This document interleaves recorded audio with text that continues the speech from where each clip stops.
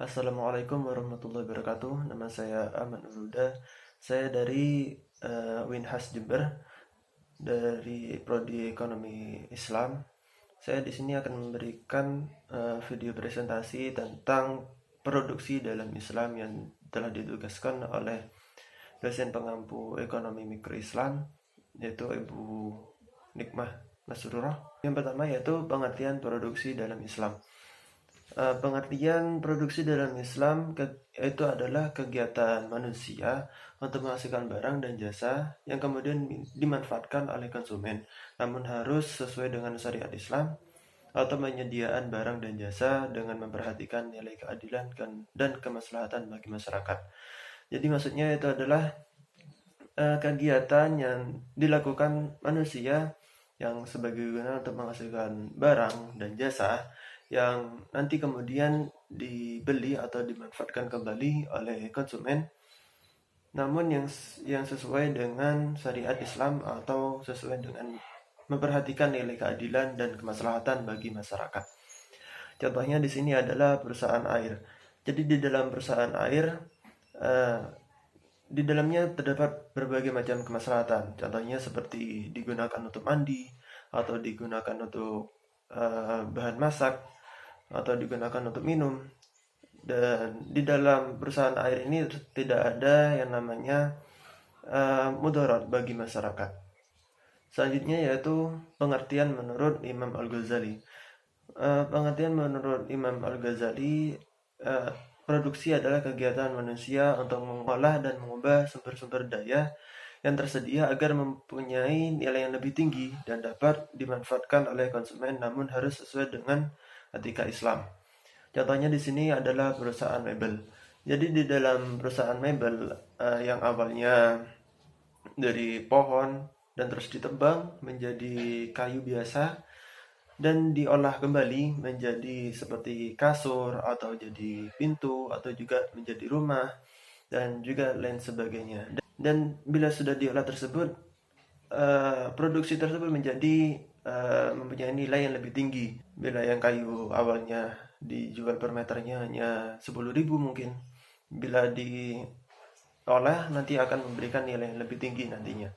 Mungkin dalam satu kayunya atau satu kasur menjadi seperti 100.000 atau 50.000 seperti itu.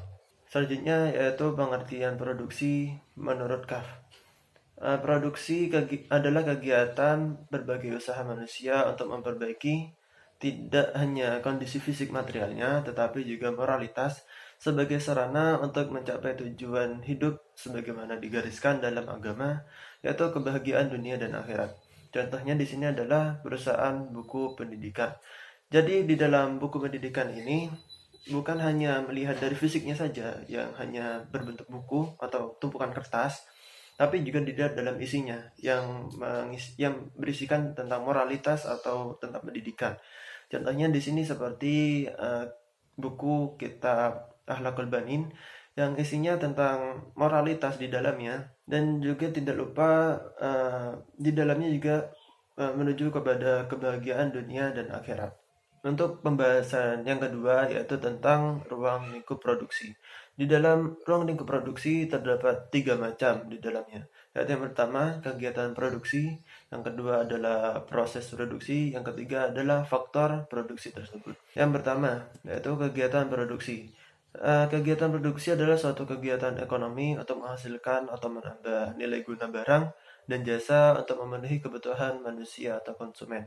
Jadi di dalam kegiatan produksi yaitu suatu kegiatan yang awalnya berbentuk seperti bahan mentah, contohnya seperti beras atau padi, yang kemudian diolah dan menghasilkan seperti nasi atau nasi uduk atau nasi goreng dan lain sebagainya, yang nanti berguna untuk memenuhi energi manusia untuk menjalani aktivitas sehari-hari. Untuk yang kedua adalah proses produksi. Proses produksi yaitu merupakan suatu cara atau metode yang dilakukan produsen untuk menghasilkan atau menambah nilai guna barang atau jasa. Di dalam proses produksi ini terdapat 5 macam nilai guna, Yang pertama yaitu nilai guna bentuk, yang kedua adalah nilai guna jasa, yang ketiga adalah nilai guna tempat, yang keempat adalah nilai guna waktu, yang kelima yaitu nilai guna milik. Yang pertama adalah nilai guna bentuk, yaitu suatu barang akan memiliki guna apabila telah mengalami perubahan bentuk. Contoh perubahan tersebut antara lain seperti kacang kedelai akan memiliki nilai guna yang lebih tinggi apabila dirubah atau diolah menjadi tahu atau tempe, dan perubahan nilai guna tersebut akan mempengaruhi harga dan manfaat harga tersebut. Harga dan manfaat dari tahu dan tempe lebih tinggi dibandingkan dengan kacang kedelai. Yang kedua yaitu nilai guna jasa. Eh, Guna jasa ialah kegiatan produksi yang memberikan pelayanan jasa. Contohnya seperti tukang becak atau buruh dan lain sebagainya. Yang ketiga yaitu nilai guna tempat. Nilai guna tempat ini adalah suatu barang akan lebih tinggi karena perbedaan tempat. Misalnya seperti pasir akan bertambah nilai gunanya kalau dibawa ke toko bangunan. Seperti itu. Yang keempat yaitu adalah nilai guna waktu. Nilai guna suatu barang akan bertambah kalau barang tersebut digunakan pada saat yang tepat. Misalnya, jika digunakan pada saat kita kedinginan, payung kita gunakan pada saat hujan atau panas, nilai guna atau kemaslahatan tersebut akan bertambah kalau kita menggunakan pada saat kita membutuhkannya. Yang kelima, yaitu nilai guna kepemilikan. Nilai guna barang akan bertambah apabila barang tersebut telah berpindah kepemilikannya. Misalnya, sepatu di toko belum memiliki nilai guna atau maslahat dan akan memiliki nilai guna atau masalah bila suatu tersebut dibeli oleh seseorang dan kemudian dipakai. Nilai guna barang bukan hanya ditentukan oleh kepemilikan saja, akan tetapi dapat juga dilihat dari siapa yang memilikinya. Yang kelima yaitu nilai guna kepemilikan. Nilai guna barang akan bertambah apabila barang tersebut telah berpindah kepemilikannya. Misalnya, sepatu di toko belum memiliki nilai guna dan akan memiliki nilai guna kalau sepatu tersebut dibeli oleh seseorang dan kemudian dipakainya. Nilai guna barang bukan hanya ditentukan oleh kepemilikan saja, akan tetapi dapat juga dilihat dari siapa yang memilikinya. Contohnya seperti uh, sepatu bulu tangkis yang digunakan oleh pemain bulu tangkisnya sendiri. Maka kemaslahatannya atau nilai gunanya akan lebih tinggi. Untuk pembahasan ketiga yaitu dalil-dalil tentang produksi. Untuk dalil yang pertama yaitu yang berisi Bismillahirrahmanirrahim. Wal-an'ama khalaqaha lakum fiha rif'u wa manafi'u minha ta'kulun. Yang artinya, dan dia telah menciptakan binatang ternak untuk kamu, padanya bulu yang menghangatkan dan berbagai manfaat dan sebagiannya kamu makan. Di sini yaitu pengolahannya dalam binatang tersebut. Binatang ternak maksudnya adalah bahan mentahnya dan kemudian diolah binatang ternak tersebut, yaitu dagingnya yang dimakan dan juga bulunya yang digunakan untuk menghangatkan badan atau digunakan sebagai pakaian. Untuk dalil yang berikutnya yaitu An-Nahl ayat 11 yang berisi Bismillahirrahmanirrahim. ينبت لكم به الزرع والزيتون والنخيل والأنعام من كل الثمرات إن في ذلك لآية لقوم يتفكرون. Yang artinya, dia menumbuhkan dari kamu dengan air hujan itu dari tanaman-tanaman seperti zaitun, kurma, anggur, dan segala macam buah-buahan. Sesungguhnya pada yang demikian itu benar-benar ada tanda kekuasaan Allah bagi kaum yang memikirkannya. Jadi isinya yaitu tentang maslahah yang telah diberikan oleh Allah, yaitu dari air hujan yang kemudian menjadi tanaman-tanaman seperti zaitun, kurma, anggur, dan segala macam buah-buahan lainnya, yang sesungguhnya itu semuanya tanda dari kekuasaan Allah semata. Untuk pembahasan yang keempat yaitu tujuan produksi dalam ekonomi Islam. Tujuan seorang konsumen dalam hal ini, tujuan seorang konsumen dalam mengkonsumsi barang dan jasa dalam perspektif ekonomi Islam adalah mencari maslahah maksimum dan produsen juga harus demikian. Dengan kata lain, tujuan kegiatan produksi adalah menyediakan barang dan jasa yang memberikan maslahah maksimum bagi konsumennya. Secara lebih spesifik, tujuan kegiatan produksi adalah meningkatkan kemaslahatan yang bisa diwujudkan dalam berbagai bentuk, di antaranya ada 4. Yang pertama yaitu pemenuhan kebutuhan manusia pada tingkat moderat. Yang kedua yaitu menemukan kebutuhan masyarakat dan pemenuhannya. Yang ketiga yaitu menyiapkan persediaan barang atau jasa di masa depan. Yang keempat, pemenuhan sarana bagi kegiatan sosial dan ibadah kepada Allah Subhanahu wa taala. Untuk pembahasan yang kelima yaitu motivasi produsen dalam berproduksi.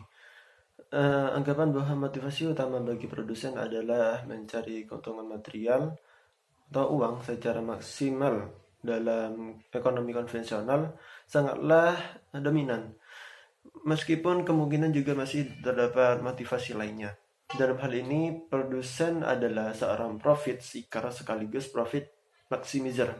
Strategi, konsep, dan teknik berproduksi semuanya diarahkan untuk mencapai keuntungan maksimum, baik dalam jangka pendek, short run profit, atau jangka panjang, long run profit.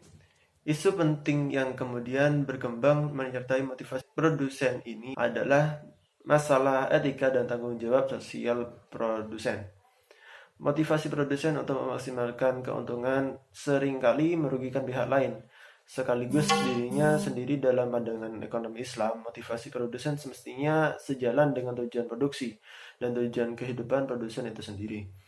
Dengan demikian, produsen dalam pandangan ekonomi Islam adalah masalah maximizer, mencari keuntungan melalui produsen dan kegiatan bisnis lain memang tidak dilarang sepanjang berada dalam tingkat tujuan dan hukum Islam. Yang pertama yaitu keuntungan kerja dan tawakal. Keabsahan keuntungan. Keuntungan merupakan konsekuensi dari aktivitas kerja produksi yang dilakukan seseorang. Sementara keuntungan itu sendiri merupakan rezeki yang diberikan Allah kepada hambanya. Kerja merupakan salah satu cara yang halalan thayyiban untuk memperoleh harta atau mal dan hak milik atau al-milk yang sangat dibutuhkan untuk kehidupan. Ketawakalan kepada Allah seharusnya diwujudkan dalam kerja keras, sebab Allah tidak menurunkan rezekinya begitu saja dari langit. Keadaan seseorang tidak akan berubah jika manusia itu sendiri tidak berusaha untuk merubah sendiri. Yang kedua, kegiatan produksi pada masa Rasulullah Muhammad SAW. Di antara berbagai industri tersebut terdapat 12 macam yang paling menonjol, yaitu yang pertama, pembuatan senjata dan segala usaha dari besi. Yang kedua yaitu perusahaan tenun-menenun. Yang ketiga yaitu perusahaan kayu dan pembuatan bangunan. Yang keempat, perusahaan meriam dari kayu. Yang kelima, perusahaan perhiasan dan kosmetik. Yang keenam yaitu arsitektur perumahan. Yang ketujuh yaitu perusahaan alat timbangan. Yang kedelapan, pembuatan alat-alat berburu. Yang kesembilan, perusahaan perkapalan. Yang kesepuluh, pekerjaan kedokteran.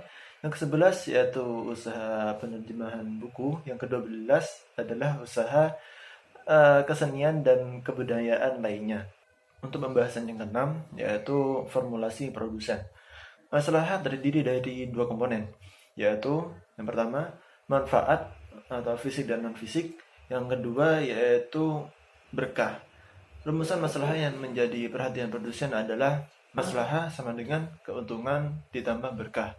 Atau dalam rumusnya yaitu M yaitu maslahah sama dengan II ditambah B. II yang artinya keuntungan dan B yaitu artinya berkah. Adapun keuntungan merupakan selisih antara pendapatan total atau total revenue atau TR dengan biaya totalnya atau total cost yaitu, atau TC, yaitu II sama dengan TR dikurangi TC.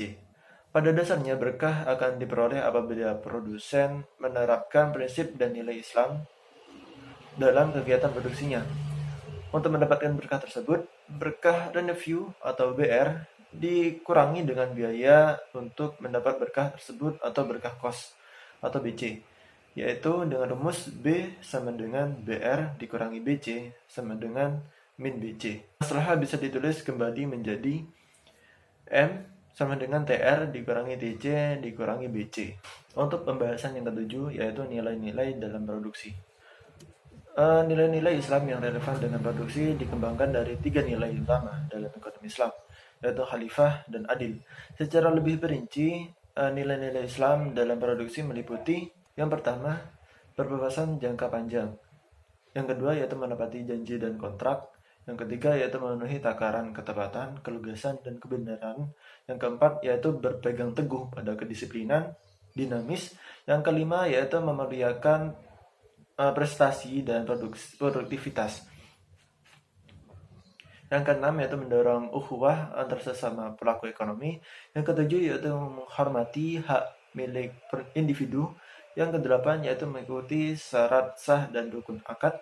Yang kesembilan adil dalam bertransaksi. Yang kesembilan yaitu adil dalam bertransaksi. Yang kesepuluh yaitu memiliki wawasan sosial. Yang kesebelas pembayaran upah tepat waktu dan layak. Yang ke-12 yaitu menghindari jenis dan proses produksi yang diharamkan dalam Islam. Cukup itu saja video presentasi yang saya berikan. Kurang lebihnya mohon maaf. Wassalamualaikum warahmatullahi wabarakatuh.